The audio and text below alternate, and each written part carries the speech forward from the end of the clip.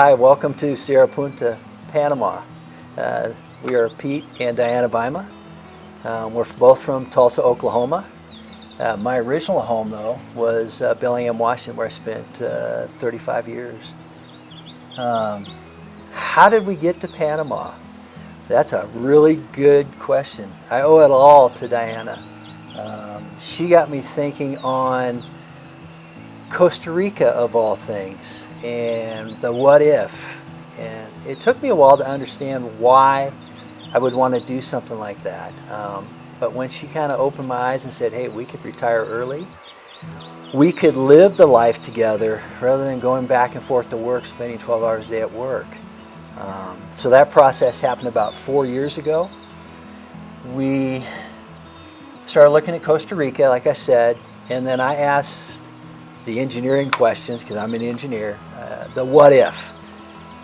If Costa Rica is so good, what other countries might we be interested in? So we made a big list, and of the list, Panama was one of them. But every time we asked a question, it kept coming back to Panama. Panama, U.S. currency, Panama, friendly, a beautiful place to live, lots of different areas in a small place, central hub. Healthcare. Healthcare. That was the big one. So we just wanted to get out and get away from the job. So through that process, COVID hit.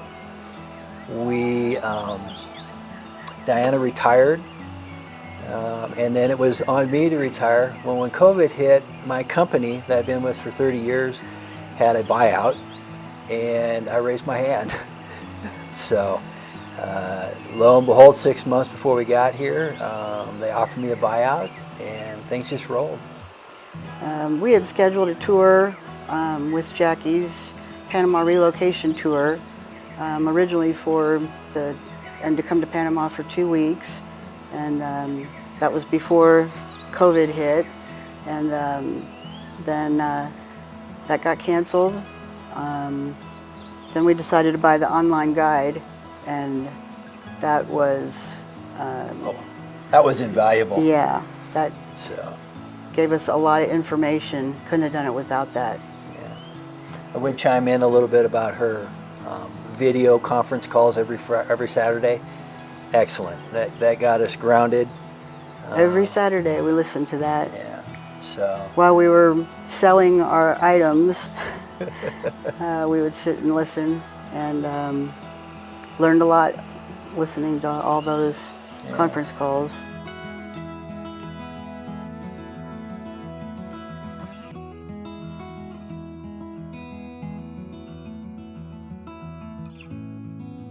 So how did we end up in Cerro Punta? That's a long story.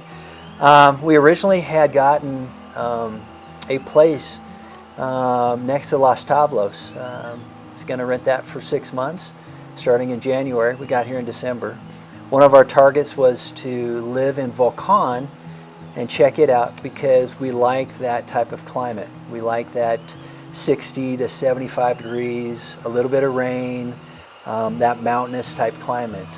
We're really not beach people, but we had found a beach place. But that ended pretty quickly when we landed in Panama City and realized that the heat and humidity was not a good mix for both of us. So made it to Volcan, spent a month there, and used one of Jackie's private guides in Volcan, which was invaluable. Got us the lay of the land, got us places to shop, we met people, got us introduced, so we really felt at home in Volcan very quickly. And on the third day, he said, I may have a place for you. And he drove us up to Cerro Punta. We had looked at Cerro Punta before, thought really nice maybe, but it's a little cold for us. But when we went up and saw the house, we fell in love with it. Found out that really the beach wasn't for us, and Cerro Punta had a chance. So here we are. We loved the view. As soon as we got here, we just fell in love with Cerro Punta. We liked the remoteness of it. We wanted to immerse ourselves in the culture, and that was one of our big reasons of coming to Panama also, and living not in a bigger community. We wanted to live in a smaller community and learn Spanish, which we're working on, and learn the culture.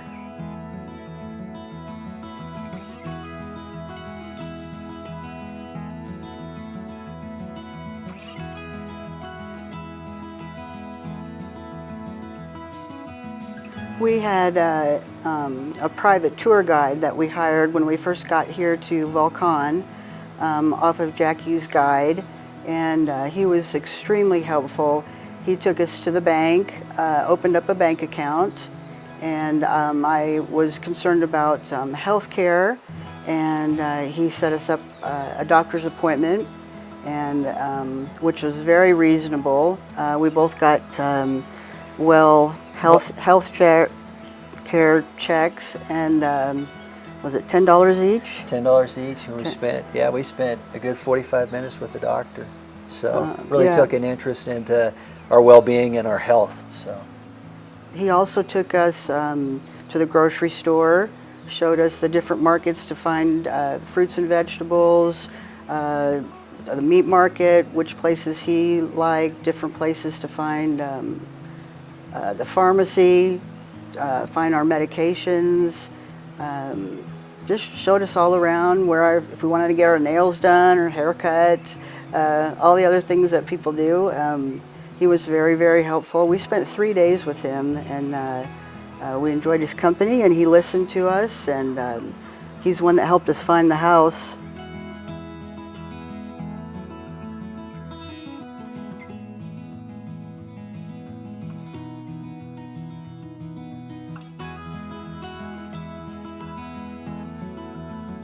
it's a beautiful house. We are currently paying $600 a month, and everything is paid for except for our internet. We have internet and TVO, and our internet is not what we're used to back in the States. I was used to getting 1 gigabyte, the fast speed. Here I get 3 megabytes, 3 to 4 megabytes a second, but it's very adequate for what we do. I can get on the internet, I can watch anything on Netflix, stream Netflix, very adequate.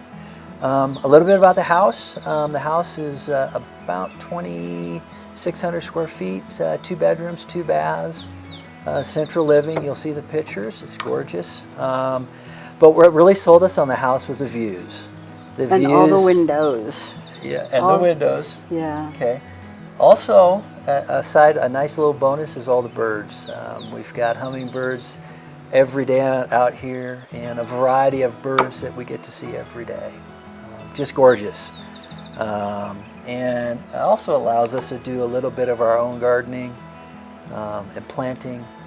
It's just a really nice place.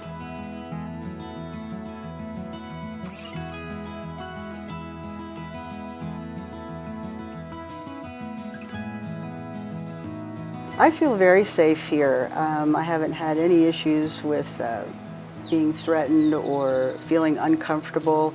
I feel anywhere that you go, you have to be aware of your surroundings. Anywhere you live, there's always bad areas. The people here have been very, very friendly, very, very nice. I had someone come over to our house. We're here most of the time by ourselves, and someone knocked on the door, which is very unusual, and I don't speak very much Spanish, but we were able to communicate a little bit, and he was trying to explain to me that he had African wasps on his roof, and he was going to spray and didn't want me to come out and wanted to make sure that our windows were closed. And that was very, very kind of him to do that. He didn't have to do that or have to tell me, or he could have just sprayed and didn't have to tell me, and didn't know me, and I didn't know him. So that was very nice and friendly of him, and I thought that was very kind. Yeah, that was good. That was a nice gesture. Yes. As far as we're in with Panamanians here. Matter of fact, there's very few expats. I could probably name a couple. I've We've got a German couple up the road. We've got a French couple down the road. And that's about all we know. Most of the people that around for the expat community are in the Ponceau, Ancho area, and Volcan area, and we do quite a bit of socializing with them, and we're starting to socialize with people up here. I think as our language gets better, as our Spanish gets better, that'll break that barrier down, because they're all friendly up here, and I can't say enough about it. They've made us feel welcome, but I think there's been a little bit of a language barrier for us, but we'll get through that.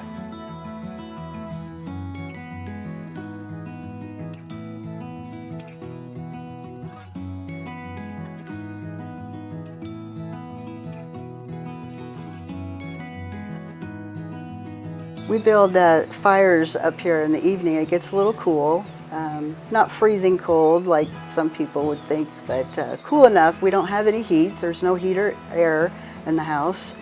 And we were getting some firewood down in Volcan. There's a lumber yard there where they make crates, and they let us come down there and get the wood for free. And we were just picking up and gathering some wood, and I picked up a piece of wood that looked like a heart. And I thought, well, that's kind of cool, and maybe I'll do something with it. And at the dollar store, I picked up some paint and started to paint on it. And one thing turned into another, and I just started painting pieces of wood. And it really turned into something, and I'm making all these signs now, and I didn't even know I had all this artistic ability, and I've made signs for friends that we've met, and I really enjoy it. I had no idea that I had this kind of artistic ability in me that's coming out at this age in my life, and kind of found a really nice hobby that I really enjoy doing now.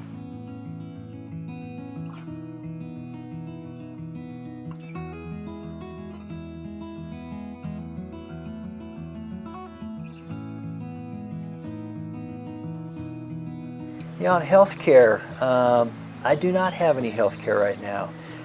When I left the United States, so did my insurance. So I'm paying out of pocket right now, and I'm finding it to be very reasonable, okay? But on the other hand, with Diana, she's a type 1 diabetic, and I'll let her talk a little bit more about what we've gone through with her. I have kept my insurance in the United States. I have a lot of medical equipment that I need. I wear an insulin pump, also a continuous glucose sensor for being a type 1 diabetic. And I have been unable to find a lot of my supplies here that I need, including glucose tablets at the pharmacy. I'm still investigating Panama City, but I've had to order some things online from Amazon. And I do get my pump supplies from the States, so I continue to carry my medical insurance from there. And I'm still investigating what we're going to do in the future, if I'm going to continue to carry the insurance in the States, or we're going to look at international medical insurance also.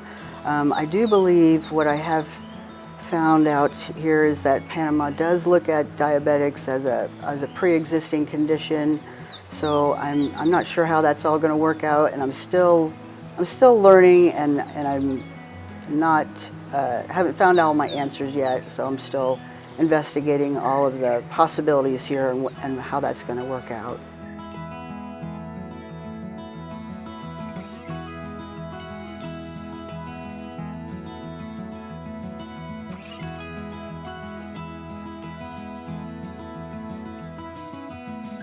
So Panama, just to let you know, I retired here December 6th, or December 1st, I'm sorry, and we flew to Panama December 6th. So I went from working 50 hours a week, 60 hours a week, to having all this time in hand. And I really understood what I was going to do, because there's a lot of hobbies that I have that I could fit into that time and relax. I really wanted to make every day a Saturday, or a Friday or Saturday, and it doesn't change. And there's something very nice about that. So with my time up here, I'm a cyclist. I haven't shipped my bikes over yet, but they are coming. But in looking at riding here, for the rider in the States, the rider here, it's beautiful. I'm excited about getting out. A little bit of traffic, but that's just par for the course. The other part that I fill a lot of my time with is actually going on walks and hiking. Panama has such beauty here, and I wasn't able to experience a lot of that in the States because I cycled a lot. But now I'm able to do hiking, and it's just amazing. The diverse climates here. 5 minutes down the road, you get a different weather pattern. It's just beautiful. And that's been, I think, one of my biggest things here is I'm getting outside every day and enjoying what Panama has to offer. Whether it's by myself, whether it's with Diana, whether it was a group of expats or Panamanians, it's just time to enjoy what Panama has to offer. There's so much. We do a lot of hiking. We go out hiking with some other expats on Saturdays and Wednesday. A Wednesday Explorer group that another expat couple has kind of put together, and I'm just amazed with all the different trees, different flowers, different birds that we're seeing. It's all new. It's all brand new, and it's just really exciting just seeing just the beauty that Panama has here.